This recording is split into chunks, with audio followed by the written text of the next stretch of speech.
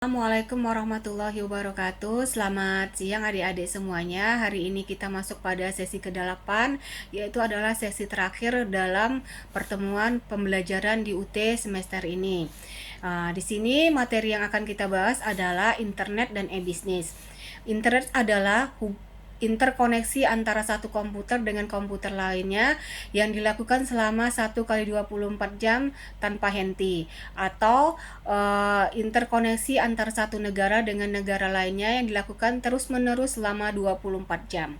E-bisnis adalah kegiatan perdagangan yang dilakukan melalui interkoneksi internet yang dimana mencangkup itu penjualan, pembelian, jasa, komunikasi antara konsumen dengan perusahaan, dan juga adanya kolaborasi antara perusahaan dengan pemilik sahamnya. Nah, kemudian e-bisnis sendiri dilakukan pertama kali pada tahun 1970, di mana perusahaan yang pertama kali melakukannya atau menggunakannya itu adalah perusahaan IBM, di mana mereka melakukan penjualan atau promosi produk IBM sendiri melalui jaringan internet. Nah, aplikasi e-bisnis ini di mana dia terdiri dari beberapa bagian. Yang pertama ada ERP, Enterprise Resource Planning, adanya CRM, Customer Relationship Management. Yang ketiga adalah Supply Chain Management atau yang disingkat dengan SCM. Nah, prinsip dari e-bisnis sendiri adalah apa yang kita lakukan atau apa yang kita jual, produknya, jasanya, ataupun pelayanannya yang kita jual itu apa. Yang kedua adalah who, siapa yang akan membeli ataupun melihat dari e-bisnis yang akan kita buat ini. Nah, siapa? Apakah itu dari kalangan anak kecil atau hanya dari kalangan orang dewasa atau kalangan tertentu saja yang menggunakan aplikasi e-bisnis kita ini. Yang ketiga where, di mana kita melakukan e-bisnis ini.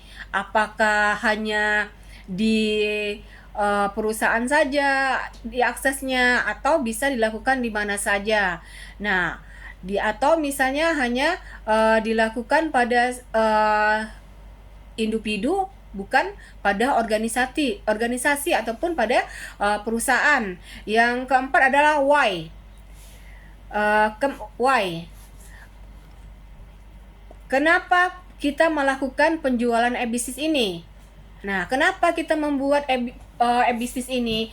Apakah untuk meningkatkan income perusahaan atau hanya sebagai untuk memperkenalkan produk kita saja atau sebagai media marketingnya saja?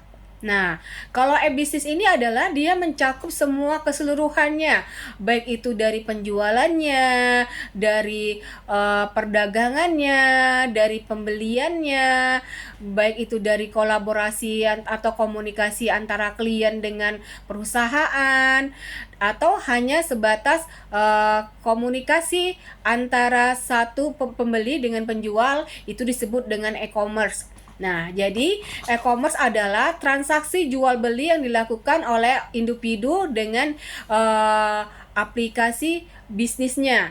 Nah, e-commerce sendiri dia adalah bagian dari e-bisnis itu sendiri.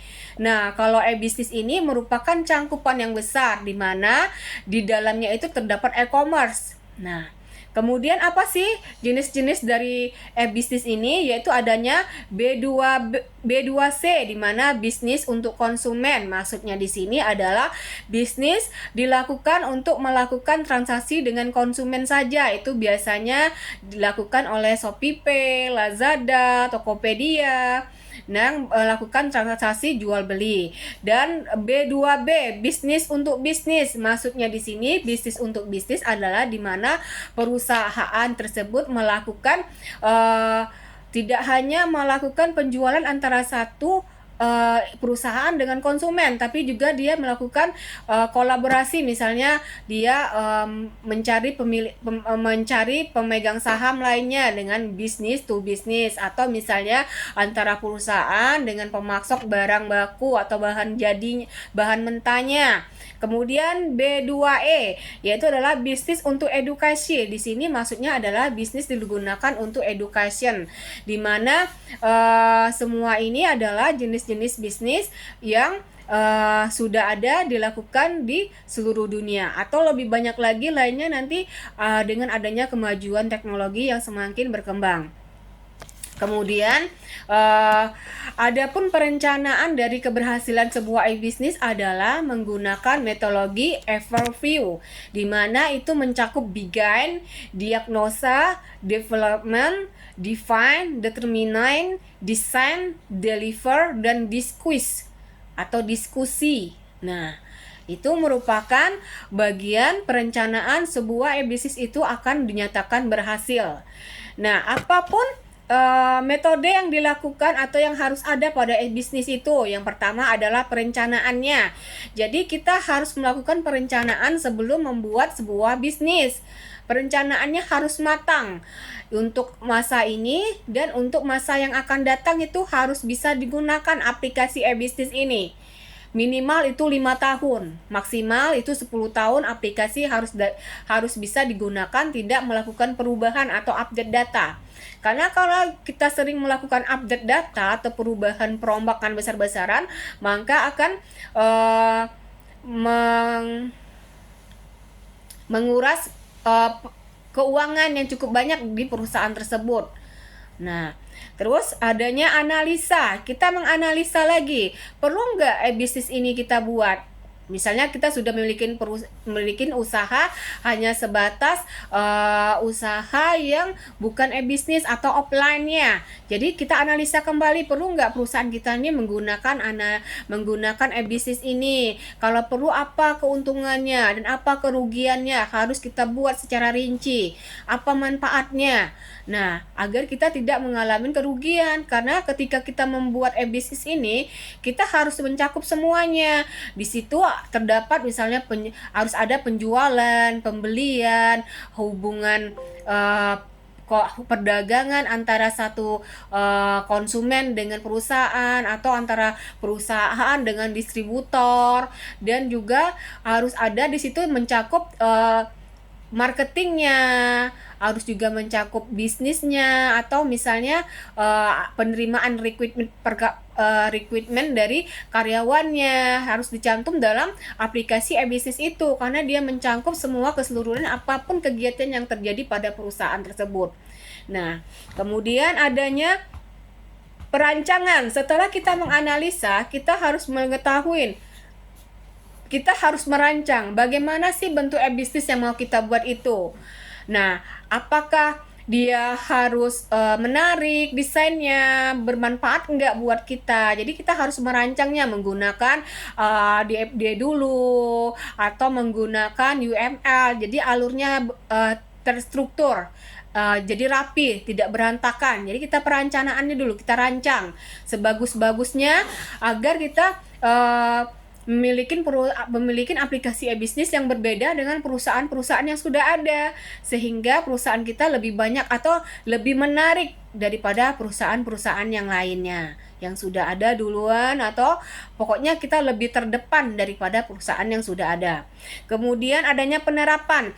Penerapan di sini adalah kita menerapkan aplikasi e-bisnis ini di perusahaan melalui memberikan pelatihan kepada staf-stafnya tentang penggunaan aplikasi yang kita buat ini sebelum kita menggunakannya untuk seterusnya. Jadi kita adakan dulu pelatihan, adanya pelatihan, dan juga adanya tentang komunikasi di dalam membuat grup. Misalnya kita buat grup untuk melakukan komunikasi antara IT dengan para staf, sehingga tahu di situ kekurangan dari aplikasi ini apa, agar dapat diperbaiki oleh IT-nya dan dapat digunakan dalam waktu 1 bulan atau setelah training, maka staf maupun para pegawai yang ada di perusahaan tersebut bisa melakukan atau menggunakan aplikasi e-bisnis tersebut. Nah, kemudian adanya evaluasi kembali. Kita evaluasi. Evaluasi di sini kita evaluasi semuanya, dari biayanya, manfaatnya, kekurangannya, desainnya, semuanya kita evaluasi dari awal hingga untuk 10 tahun ke depan. Harus bisa aplikasi ini digunakan dan bermanfaat buat perusahaan kita, tidak hanya dalam waktu 1 tahun, tapi minimal 5 tahun perusahaan ini tidak melakukan update atau pembaruan yang dapat memakan biaya yang besar dalam pengupdatean aplikasi sistemnya. Kemudian kita melakukan penggunaan. Masuk ke penggunaan di sini adalah kita melakukan atau menggunakan langsung sistem yang sudah ada ini, yang sudah kita buat, kita terapkan pada staf-staf atau karyawan yang menggunakan aplikasinya agar bisa siap pakai, digunakan tanpa ada kesalahan lagi, baik itu dari penggunanya, usernya maupun dari IT-nya. Kita lihat juga dulu dari jaringan komputernya, teknologinya, sistem informasinya, usernya harus bisa siap pakai pada saat melakukan penggunaan sistem ini. Kemudian kita melakukan pemeliharaan. Pemeliharaan di sini maksudnya adalah kita melakukan pengecekan, baik itu dalam tiap minggunya atau minimal tiap 1 bulan dicek itu, baik itu sistem informasinya, manajemennya maupun jaringan internetnya ataupun servernya dilihat, dicek. Misalnya ada kabel-kabel yang sudah sompel ataupun rusak, itu diganti agar tidak terjadi kesalahan ataupun terjadi kebakaran pada servernya. Jadi harus setiap bulan itu dilakukan pengecekan. Jika misalnya dia rusak, harus segera diganti sehingga tidak terjadi trouble pada penggunaan server, sehingga dapat mengganggu kinerja dari staf-staf yang menggunakan aplikasi tersebut. Kemudian juga kita melakukan cek update aplikasinya, harus adakah pengupdatean. Contohnya yaitu adalah antivirus. Antivirus itu kan setiap bulannya harus diupdate agar dia bisa dapat digunakan, sehingga virus-virus yang masuk pada komputer kita yang terdeteksi baru, yang dulunya kita menggunakan misalnya versi 1.1, nah kemudian kita harus mengupdate-nya setiap 1 bulan sekali, dia langsung terupdate 1.2, sehingga virus yang baru masuk pada komputer kita langsung dapat dimusnahkan dengan menggunakan versi terbaru antivirus tersebut. Nah, demikianlah yang dapat saya jelaskan. Sebelumnya saya juga akan memperingatkan adik-adik untuk mengumpulkan tugasnya sebelum masa tenggang atau masa waktunya habis. Misalnya kita kan terakhir dikumpul hari Minggu jam 23.59. Tolong dikumpul semua, baik itu diskusi maupun tugas-tugasnya itu kalau bisa jam 8 malam terakhir, agar bisa saya mengeceknya dengan optimal dan kalian mengumpulkannya pun tidak sia-sia. Karena apabila sistem sudah dimatikan di sistem UT-nya, maka kalian pun mengirimkan tidak dapat dinilai lagi. Demikianlah pertemuan kali ini, saya berikan nanti file pendukungnya akan saya update ke sistem UT-nya. Saya akhirin dengan wabillahi taufiq walhidayah. Assalamualaikum warahmatullahi wabarakatuh.